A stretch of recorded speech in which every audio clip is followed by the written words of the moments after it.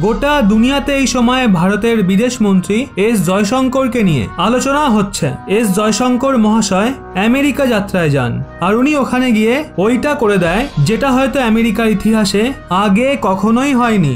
S Jaishankar মহাশয় আমেরিকাতেই দাঁড়িয়ে আমেরিকাকে আয়না দেখিয়ে দিয়েছে। আপনাদের বলে দিই, রাশিয়ার প্রতি ভারতের রূপের জন্য আমেরিকা লাগাতার প্রেসার ক্রিয়েট করছিল, কিন্তু এখন ভারত আমেরিকাকে তার ভাষাতেই জবাব দেওয়া শুরু করে দিয়েছে।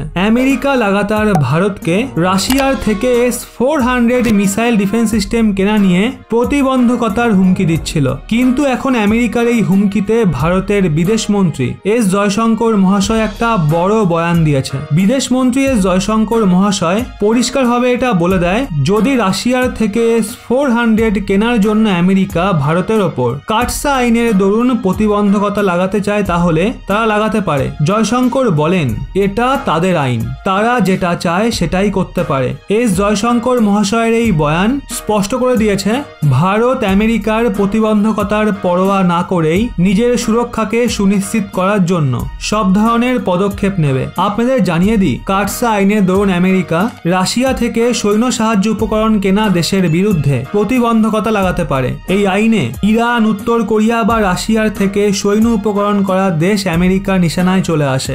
ভারত এই সময় রাশিয়ার থেকে S-400 মিসাইল ডিফেন্স সিস্টেম কিনছে আর আমেরিকা লাগাতার হুমকি দিচ্ছে। এক্সপার্টরা মনে করছে কাটসা আইনের নাম নিয়ে আমেরিকা ভারতের ওপর শুধু প্রেসার ক্রিয়েট করছে। সেই আইনের দরুন ভারতের ওপর প্রতিবন্ধকতা লাগাতেই পারে না, কারণ শুধুমাত্র একটা এয়ার ডিফেন্স সিস্টেমের জন্য আমেরিকা ভারতের সঙ্গে নিজের সম্পর্ক খারাপ করবেই না। অবশ্য আপনাদের বলে দিই, বিদেশ মন্ত্রী জয়শঙ্কর মহাশয় সদ্যই আমেরিকাতে এমন কিছু বয়ান দিয়েছে যা নিয়ে প্রচন্ড আলোচনা হচ্ছে। সেটা রাশিয়ার থেকে তেল কেনার মামলা হোক বা মানবাধিকার নিয়ে জ্ঞান দেওয়া আমেরিকাকে আয়না দেখানো হোক, ভারত এইবার আমেরিকার মাটিতে দাঁড়িয়ে পুরো KGF এর মতো ধামাকা দিয়ে দিয়েছে। তো বন্ধুরা, এই নিয়ে আপনাদের কি মতামত অবশ্যই কমেন্টে জানান।